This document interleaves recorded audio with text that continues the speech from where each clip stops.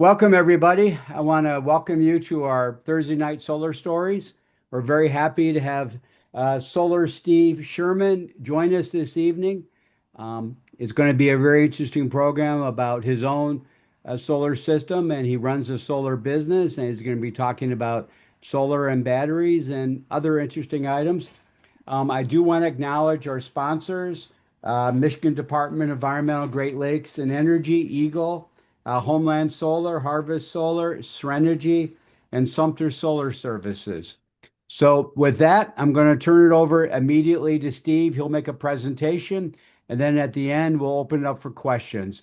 Please, everybody, mute yourselves while Steve is talking, and then we'll go from there. Okay, thanks a lot, Steve, and take it away.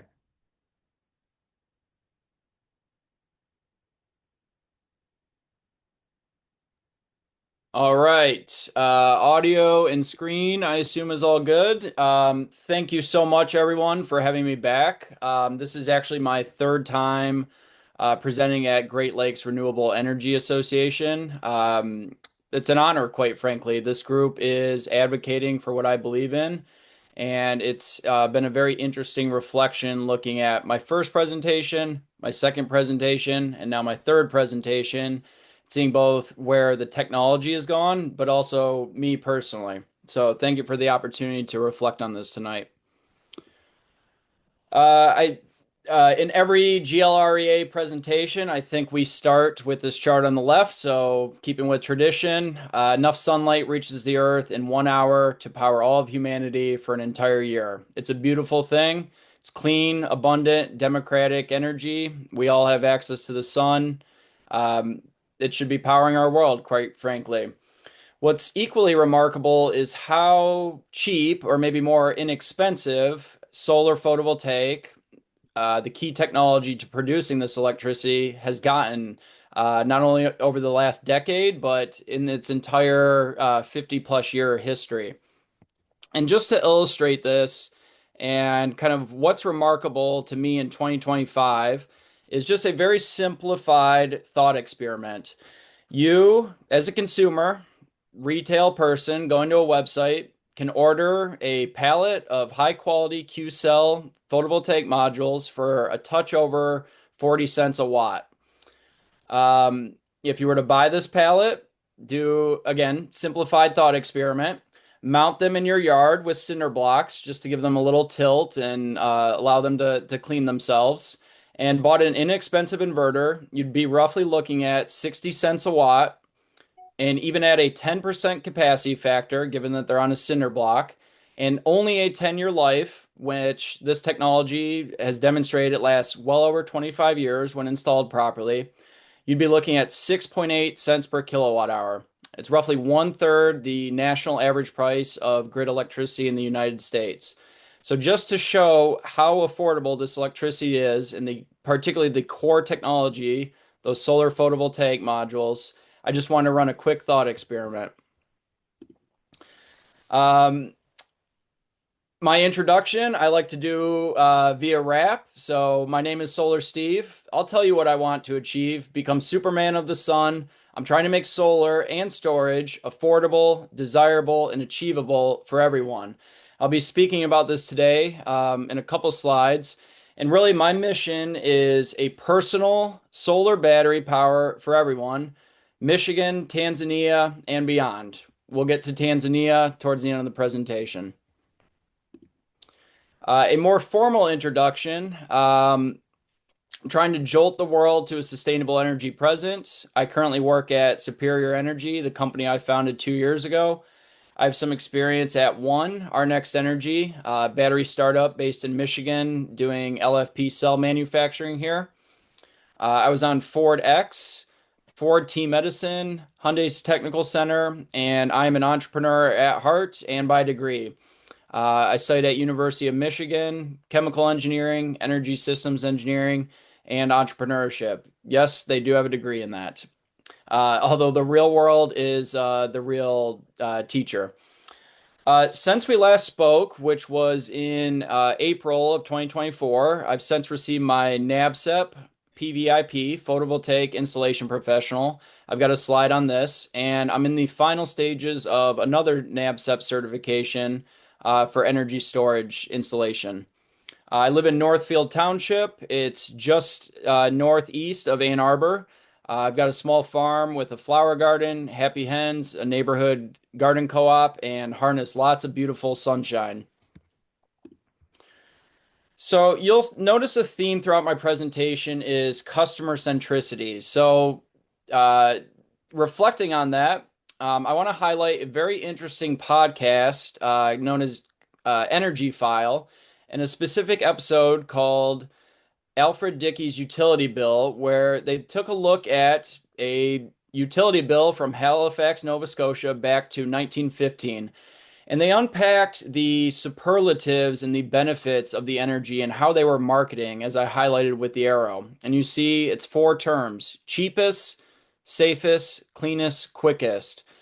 And when I reflect on this 110 years later, not much has changed. Customers care about affordable, reliable, clean, and equitable energy. So that'll be the theme of our discussion tonight.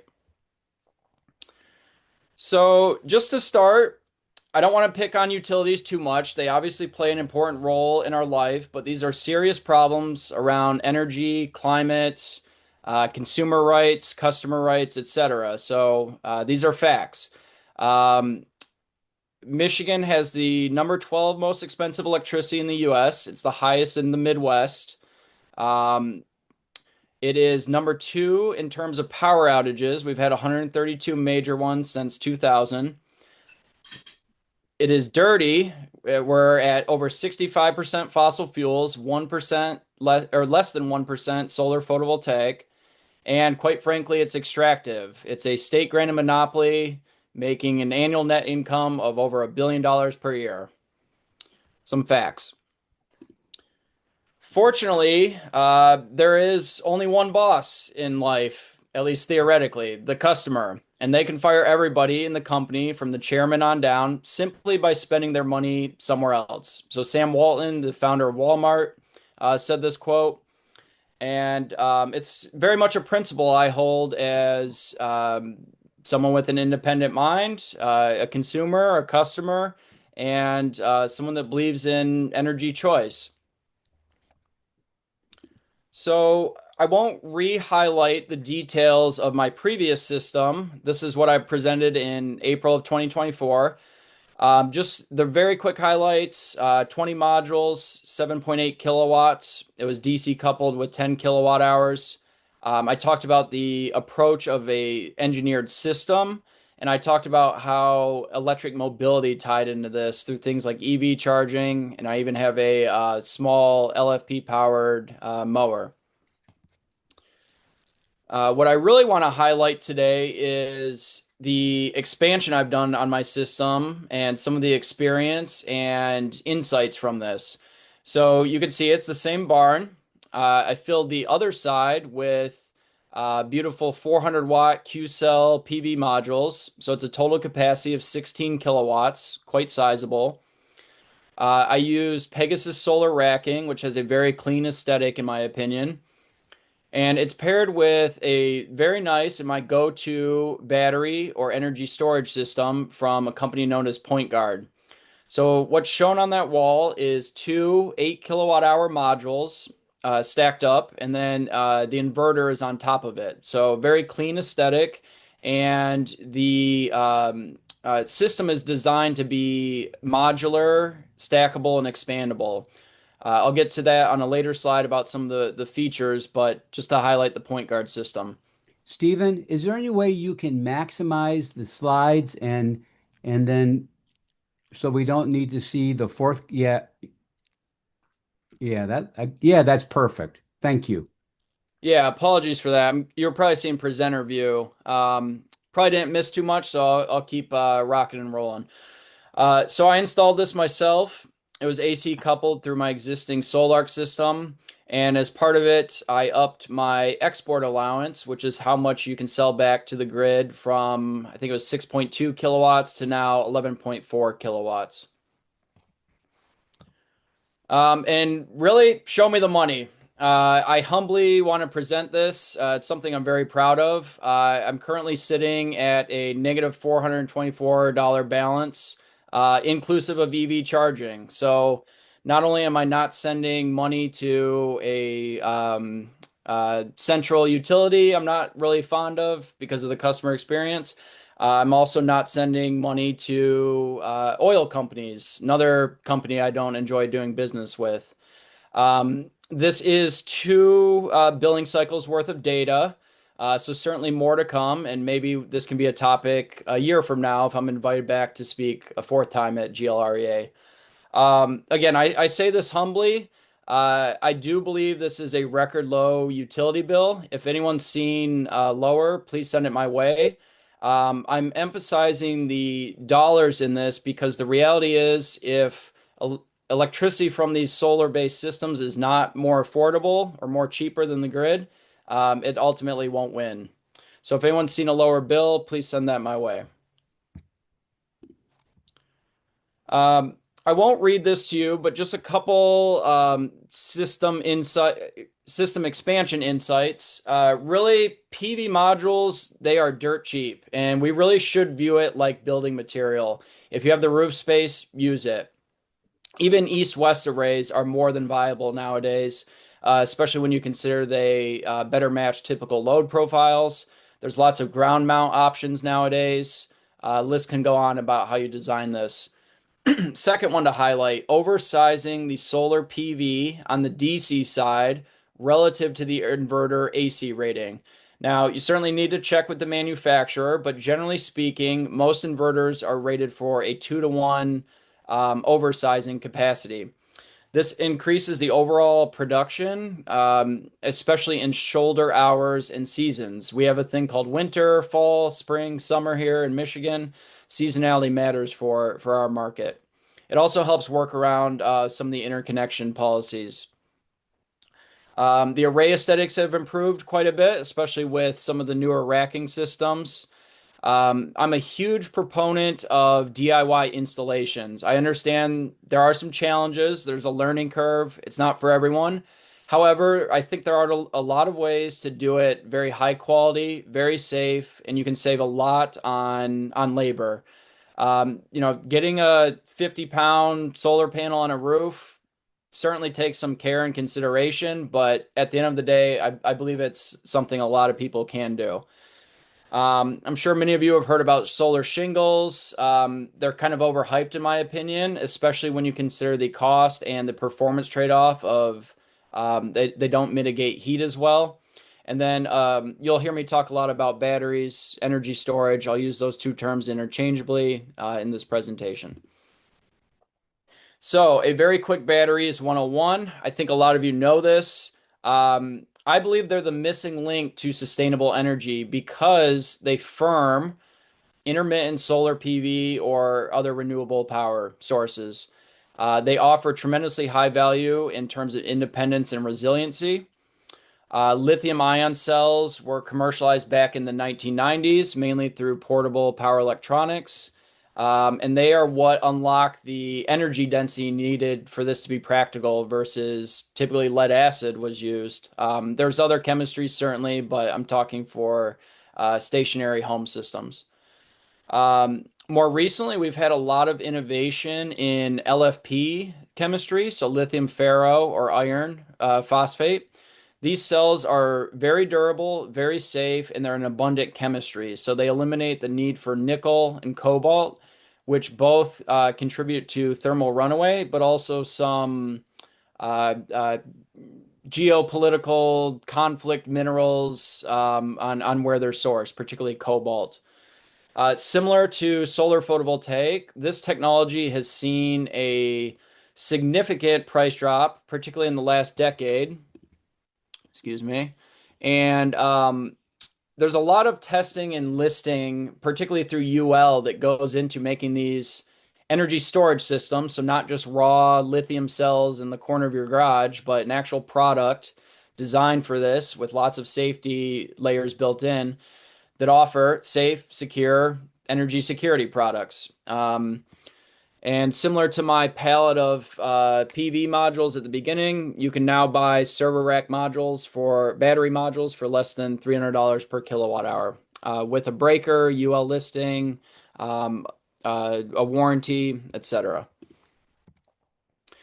So just a quick highlight as a chemical engineer and chemistry nerd. I noticed this a couple years ago, but interesting reflection. We're moving from a hydrocarbon fossil-based energy system to just two slots or one row below on the periodic table. Lithium's right under hydrogen, silicon's right under carbon. There might be a deeper message to this. I'll let you think about that. So before I get into batteries, I just wanted to do a little bit of level setting around thinking about these power flows. So where does that electricity actually go? So it starts with the sun, beautiful solar photovoltaic power. And typically, without a battery, it's first powering the loads in your home, and the rest of it is exporting or being sold to the grid. However, when you introduce a battery, could be an EV, a one-way battery, if you will, during charging, or these energy storage systems, you add a lot of flexibility that I'll speak about on the next slide, mainly through self-consumption and time of use shifting. So just a little bit of nomenclature around the terms and a graphic to help visualize it here. So to me, batteries are so much more than just backup power. A lot of people think of them as for outages, for resiliency, for standby, a generator replacement, etc. But really, especially with the advent of lithium-based chemistries, particularly LFP and its durability, it enables a customer to increase self-consumption and enable time of use shifting. So what does that mean? Self-consumption is when rather than selling excess solar to the grid for roughly 15 cents a kilowatt hour, I can store it in my battery to be used for later and offset my bill at 20 cents approximately per kilowatt hour. So it's a higher value immediately that's less dependent on maybe unfavorable distributed generation, formerly known as net metering policies. The second piece of it is time of use shifting. So this is shifting that solar PV into higher value, more expensive evening on peaks. So everyone on this call probably knows it. In Michigan, we now have on peak electricity pricing. The default is 3 p.m. to 7 p.m. You can also opt in from 11 a.m. to 7 p.m. And then lastly, it enables what's known as zero export mode to avoid long utility interconnection waits. So I'll highlight the example on the right here for that. You see the green production graph is showing that the solar PV recharged the batteries roughly the first half of the day. And then it was actually curtailed because the interconnection was not fully executed yet. And this system was able to essentially throttle the solar production to match load. You see a spike in there shortly after the first peak. The customer probably turns something on. Solar obediently follows that.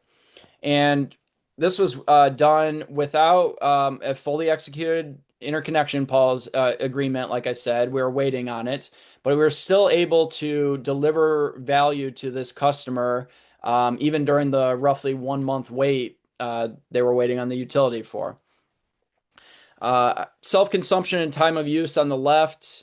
I think that one's a little bit more straightforward. The short answer is it just really enables you to be self-sufficient. So this example, imported energy was 1% on this day. The grid barely was even there, and they exported about 20 kilowatt hours.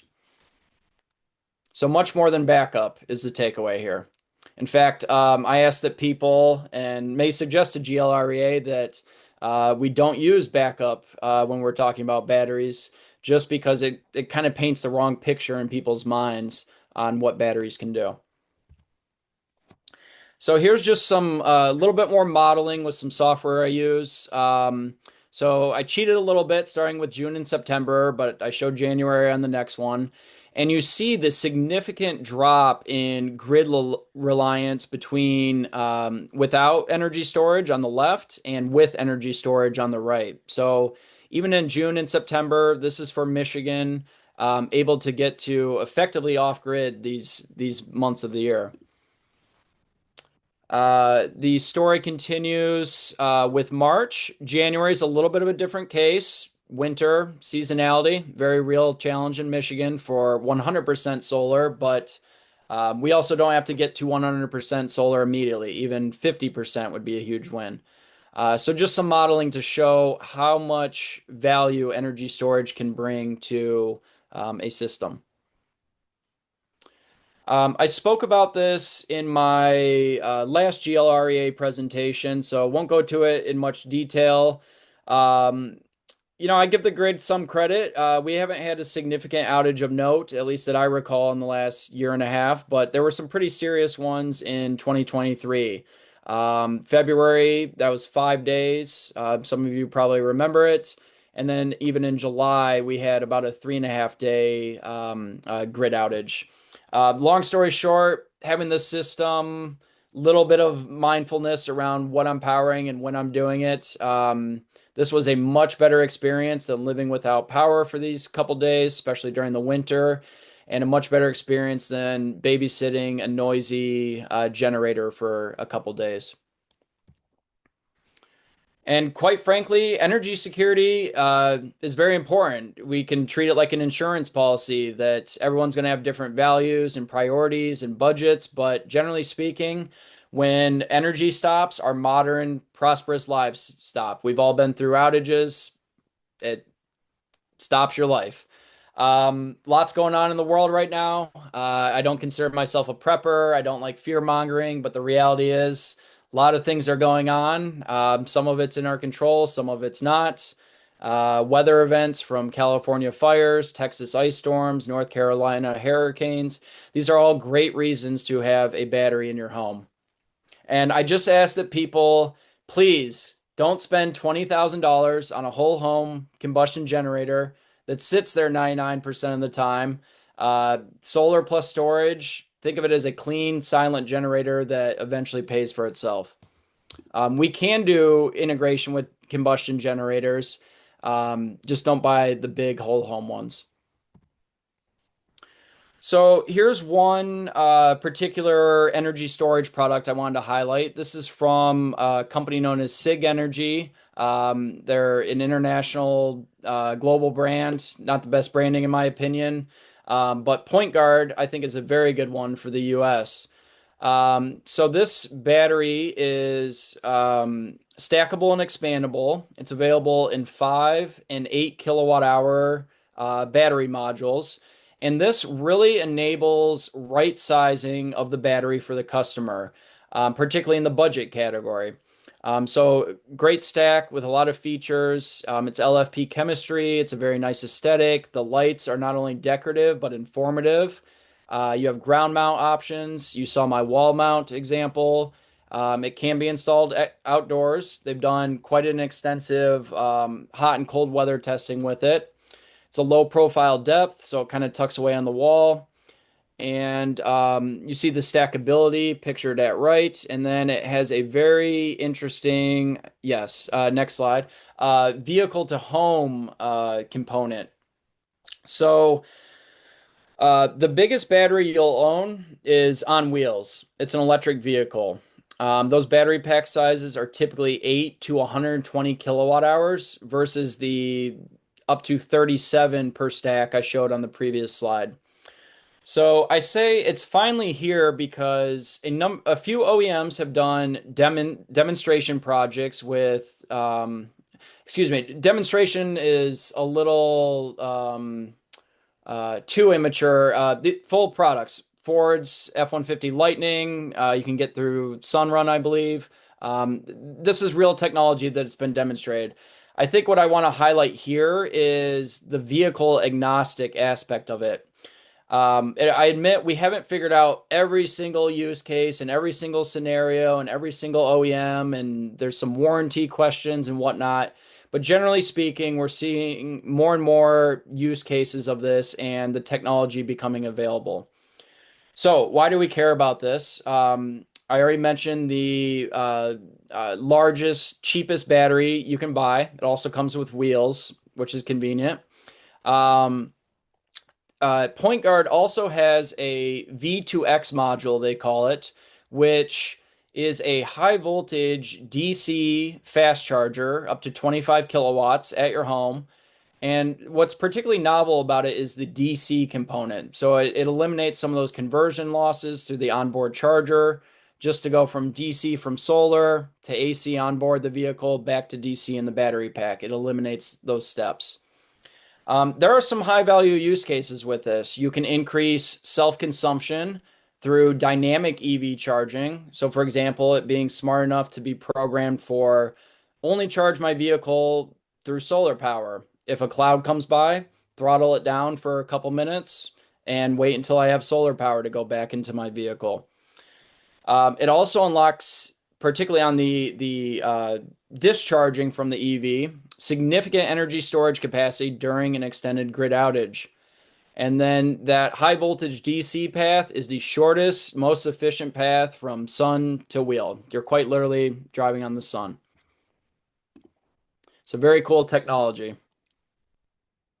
Couple other important technologies to note. I'll give quick highlights. Microgrid interconnect device.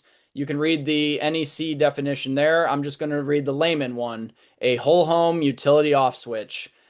This gives a lot of system design flexibility, as well as these are essentially smart panels that have that MID relay built into them that disconnects from the grid when you need to. But they also have smart load capabilities. So, for example, your water heater, you don't really care when that's drawing electricity so long as it does once a day. It's kind of a form of one-way thermal storage. You could have an EV charger, a hot tub.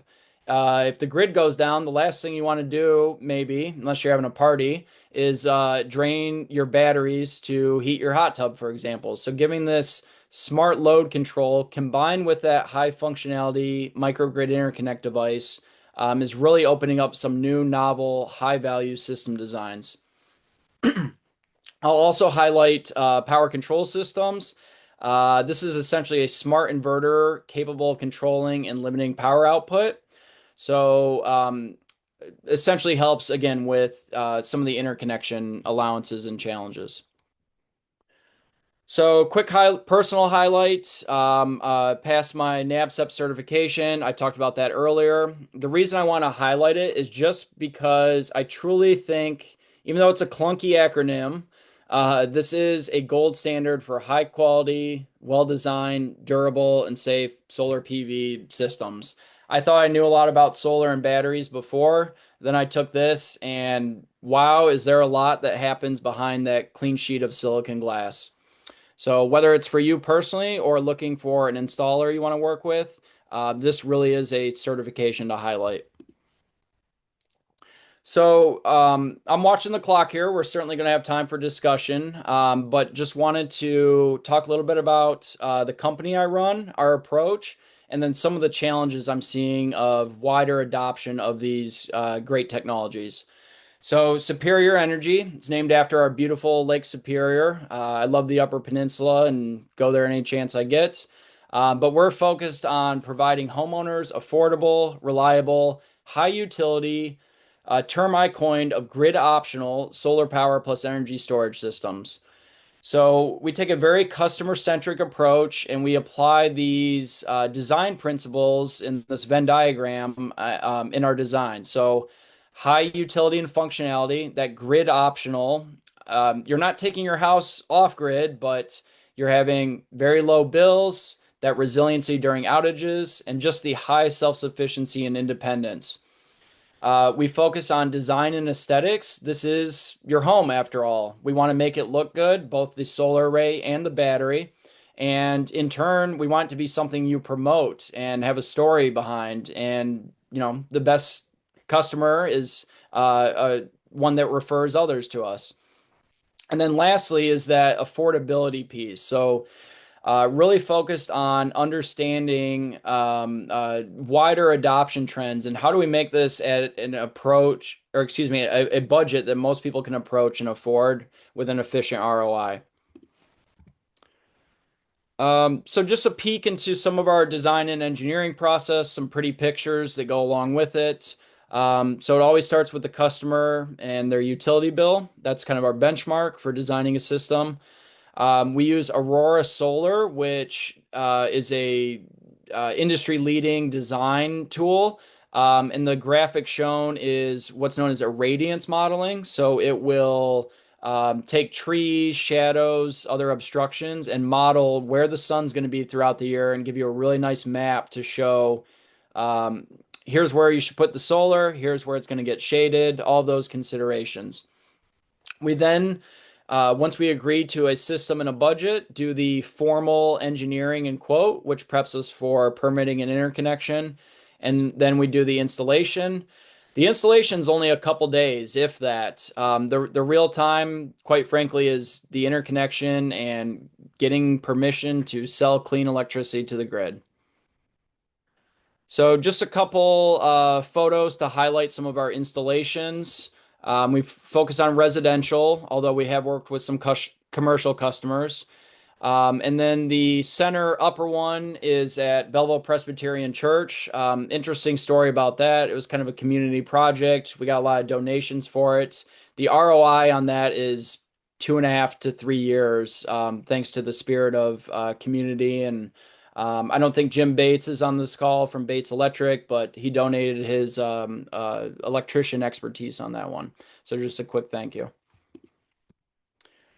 So on to some of the challenges. Again, affordability. And I just want to pose this question. PV modules are roughly 40 cents a watt. Why are residential installations in the $2.50 to $3 per watt range? And as a benchmark, Australia, similar country to the US, generally speaking. Yes, they have more sun, but this is on a per watt basis, is only $1 installed. So it really kind of speaks to the bespoke nature of these, the specialty of these versus the norm, the interconnection caps and challenges with that, and just how many parties are involved in giving you, the homeowner, permission to install this stuff on your property. Yes, I understand exporting to the grid crosses property lines, but I think solar should be a right, not an exception, quite frankly. And I think GLREA members believe that too. I've got a lot to say about interconnection. Gonna keep it professional, but I also just want to say it's a very bad experience. I'm sorry to be frank, but this is the worst and slowest part of a homeowner going solar and storage.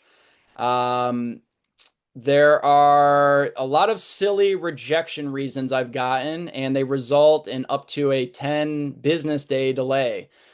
Things unrelated to the system, like we can't open a JPEG file, kind of pettiness around system sizing. I mean, that's 70 watts. That's a rounding error, if you ask me, when you account for weather, shading, other things.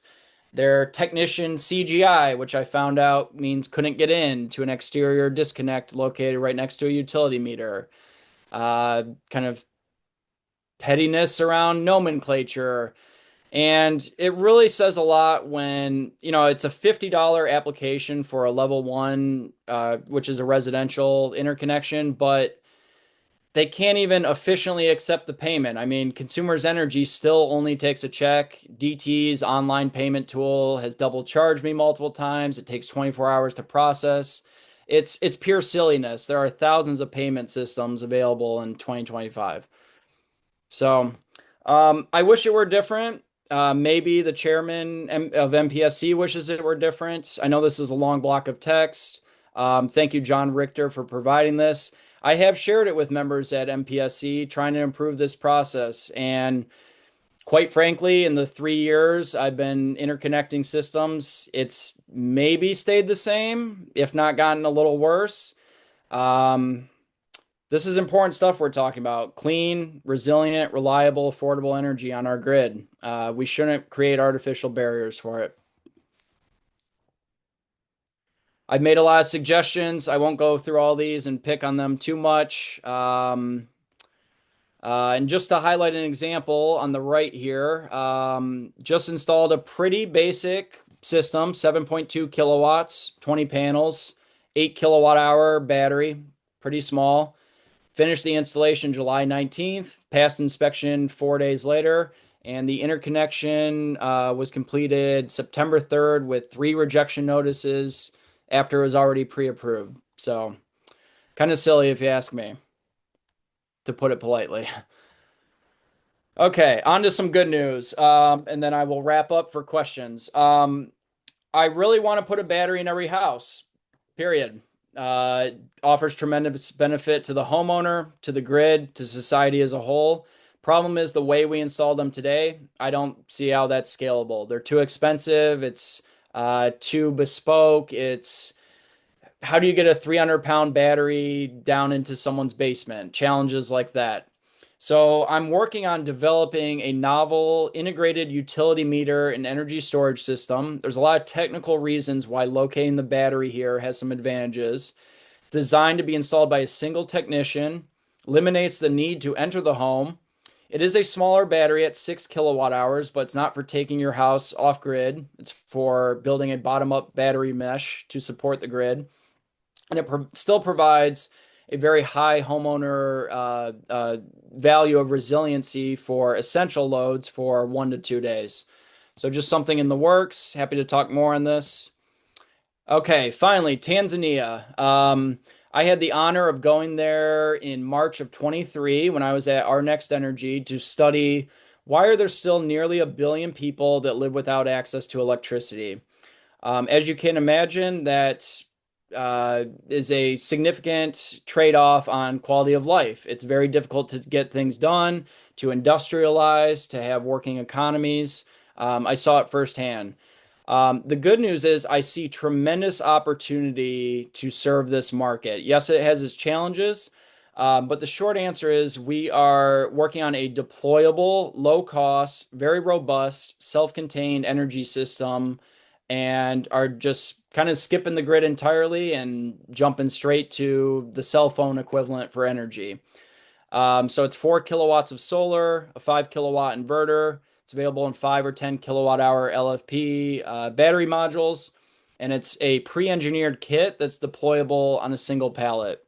So a lot longer story here, but that's kind of the highlight, if you will. Right now, we're at the point where if I were to write a roughly $6,000 US check, one of these would get deployed to a village we've been working with for customer research. Uh, some quick reflections as I wrap up. Nikola Tesla's AC and Thomas Edison's DC are finally shaking hands. It's through those DC coupled multi-mode inverters that we now have. Both of them were right. We need both DC and AC. So the current wars can finally end. And then the house pictured on the right, this one I'd be surprised if anyone knew. Please message me if you did. George Westinghouse, the kind of business magnate that commercialized AC electricity, actually had private generation at his estate. He had a power plant on site. All of the wiring was buried underground. And the father, if you will, of the grid even knew the importance of private generation or customer owned generation. I think it's interesting to reflect on some of this history. So, my ask for today, I'm seeking a co-founder for these business endeavors, supporting that mission of personal solar battery for everyone. Got a lot of traction, customers. It's not much more than just an idea at this point, and looking to grow the team. I ask all of you to become a customer and vote with your dollars. Starts by simply sending me your electric utility bill. And even if you have solar PV, we can talk about expanding it. The tax credit is expiring. Now's the time. Adding energy storage for all of its benefits. This is exactly what we do at Superior Energy. And then you heard my comments around interconnection. I really see a huge opportunity for GLREA to continue to help advocating in this space. I offer my boots on the ground experience dealing with this, plenty of stories, plenty of evidence, etc. In fact, Richard from the couple solar stories ago, he and I connected and excited to collaborate with him. So here's my contact info and just a little bit of joke. If my solar career really fails, I'm working on some AI generated songs about this stuff. I have fun with them. I think they're pretty catchy. We've got Running with the Sun, Interconnected, and Solar Cruising. Happy to share those. But most importantly, let's connect and continue this conversation. I want solar on every roof and a battery in every house. Thank you. Well, thank you, Steve. Great presentation. We have a couple questions in the chat. Um, Steve, this is by Corey. Steve, how did you get approval to increase your export to 11.4 kilowatts? Are you over the 110% distributed generation limit? And Yeah, when great, and great question. Steve, get why don't you yes, go ahead. Yeah, great question. I did it by submitting another interconnection application and saying I'm upgrading my system. Similar theme to my complaints and challenges around interconnection. It was a pain in the butt again. Even though this is an existing pre-approved system, it was AC coupled. It was about four disconnects behind the existing system. It I don't remember the exact timing, but it took way too long. It should have been like registering a domain name or a website, but no, it took way too long. I did not go over the 110% cap. I went right up to it. And then part of my secret sauce is oversizing the DC side of it because they being DT do everything in terms of AC at the inverter. Corey, why don't you follow up? Because you have another question about the Yeah, fact that you were quoted $4 per watt about 3 months ago. Why don't you go ahead? yeah. Steve, thanks for the presentation. I really enjoyed it. I'm putting in doing a DIY solar install right now at my place in Grand Rapids. Um, the Yeah, I guess I was curious about the 110% cap. Just makes no sense to me. Me neither. On just you're penalizing people who don't use a lot of energy and allowing people to consume a bunch to put a ton of solar on. It doesn't make a ton of sense. When I was looking at the bill that you presented, you're at like negative $400 over the past few months. So I guess the question is like when I just am about to submit to consumers for an interconnection. Um, I have a I have a 4.2 kW system, um, and my inverter is grossly oversized. I could up the DC side of that. Oh shoot, did I freeze? No, I hear you. Um, Corey, I would love to continue this when we have a little bit more time and everything. The interconnection application really comes down to details and understanding those details. Um, yeah, there's a lot to talk about, and I'm happy to help with your system. Sounds great. There's a series of comments by Jay about his challenges with DTE for interconnect. Um, I see John Richter's got a question. So we'll go to John and then we'll go to Harvey Bell, who's got a question in the chat. Go ahead, John. Yeah, so I'm very interested in your, oversize the DC or undersize the inverter, whichever way you want to look at it, right? And you recommended a 2-to-1 ratio, which from my, limited experience is radical, right? So I just got a system with a 1.26 ratio, and that was higher than the other bids I was seeing, which were like 1.1. So I'm curious. I mean, do you install systems like that regularly? And I'm assuming you've done a curtailment analysis or clipping analysis, and what does that look like in Michigan? Yeah, great question. It would be an interesting benchmark to look at inverters and what their DC to AC ratio is. So I'll add that to my list. But Point Guard, which is kind of my go-to system, if you will, it's an ecosystem with multiple equipment components that is designed for 2 to 1. Um, I know Fronius inverters tend to have a 2 to 1 ratio, again, depending on the specific model. But generally speaking, from what I've seen, it's not too wild. Maybe I'm just a little too new to this and don't see the old school grid tie only inverters. But fairly common, and it's even marketed from the manufacturer that this is part of their a feature of their inverter.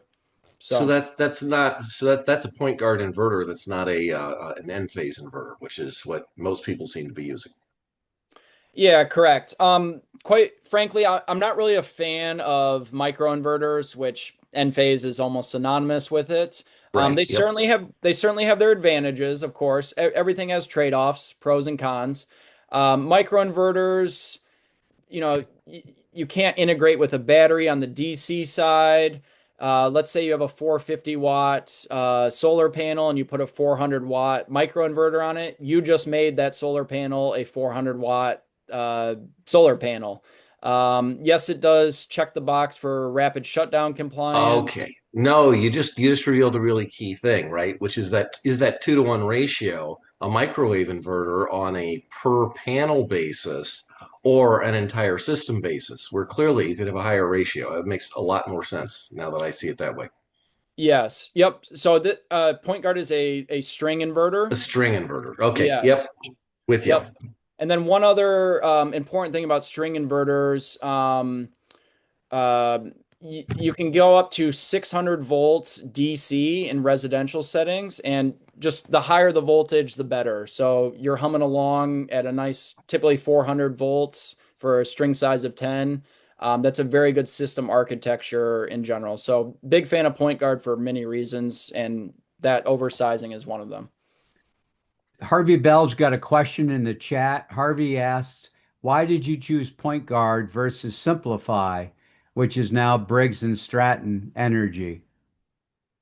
Yeah, Point Guard as an ecosystem just has tremendous functionality. They have that MID panel, their inverters, a power control system. John and I were just talking about the 2 to 1 sizing in it. Um, their battery costs for being what I would consider maybe not a premium product, but it looks good. It's certainly not a budget type of system. Is quite good. Their battery pricing. They have that V2X module I talked about. Admittedly, I have not installed one of those. I have seen it in person at shows. I've seen their demonstrations. I've had conversations with the Point Guard team about, how real it is. And there's still certainly ways to go, but generally speaking, it's real. It's not vaporware. They're selling it. It works. So it was kind of the summation of all those reasons on it was just a product that got me excited. The stackability is great. Simplify, sure, checks the box on some of those, but generally speaking, I think there's a few other bells and whistles, features and benefits that the Point Guard ecosystem offers. Jens in the chat says that his DC colon AC is 1.35. I'm not really sure what all that means. Jens, I don't know if you have a question or you just wanted to share that information. No, I'm just confirming. I think it's just you have to look at your roof layout and location in the world for this AC/DC ratio, and then you count in the cost for the panels versus the cost of the inverter. And panels ever getting cheaper, so I think the ratio will go up actually. As it'll go up in northern Michigan, as further north you go, it'll go up. It'll go up as your roof is less ideal, so you can kind of broaden that production, flatten up the, the production envelope. So, Um, Sounds good, Jens. Thank you. Lee, you're asking whether GLREA will provide a guide on the best way to move to GG connection. Why don't you expand upon that, Lee, a little bit? Are you still there? Yeah, there you are. Go ahead. Yeah. Yeah. So, back starting in 2009, I think consumers offered 150 kilowatts every quarter to people who wanted to put up an experimental system. And that included a 15-year contract. So that means every quarter there's a bunch of solar out there that's going to go from a contract that's very lucrative to DG, which is much less financially friendly. And so I'm hoping that either some contractor, like the present, Stephen, or another contractor would say, hey, we've got a cookbook solution. Here's the battery. Here's the way we word the new interconnection agreement with the power company, and we drop it in there, and it's ready to go. So, Here's the Steve and I, question. Here's the question, Lee.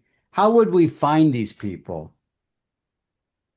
we call him. Or we would just, You got one right here. Yeah, I got one right here. okay.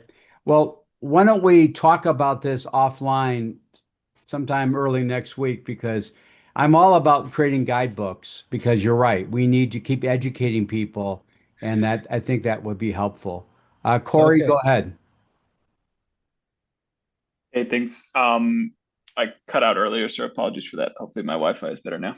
Um, the question I wanted to ask, um, Steve, you brought up the point of just like how do you get more of this stuff installed? The components are relatively cheap. The soft costs are, kind of the limiting factor at this point in a lot of ways. One of the things I've been thinking about, I just joined GLREA and am just kind of getting into the space, but and trying to go down the DIY route, just from like a cost savings perspective, to be honest. But it is a process. There's a learning curve. The more professionals that you kind of have involved, and like the wider like the network gets, and the more people that you know who are doing this kind of stuff, just makes it easier. One thing I've thought about for people who are interested in DIY solar, but it's too kind of intense of a process, like to just do it right.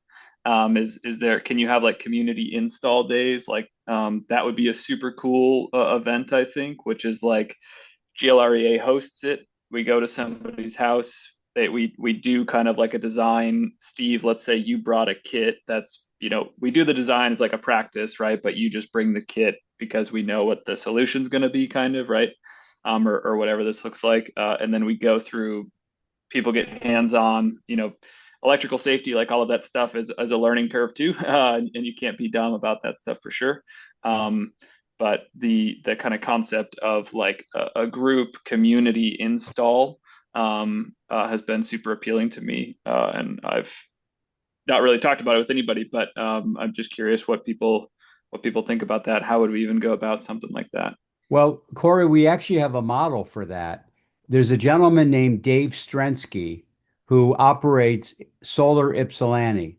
And Dave has been a one-man crew for promoting solar in Ypsilanti. And he has a series of volunteers that work with Dave to put up solar in Ypsilanti. So we should, and Dave's a member, of course, and he's done solar stories in the past, but we should maybe bring him back to talk about what his model is for trying to do kind of like a solar day in Ypsilanti.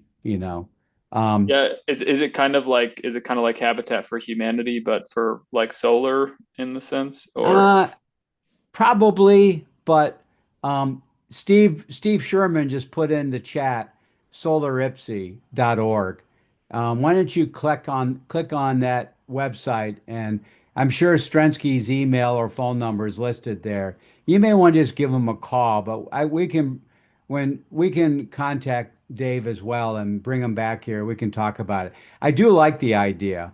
Um, I Yeah, was up in Lansing yesterday and we were chatting about Witness, the movie, where all these Amish get together and raise a barn all in one day.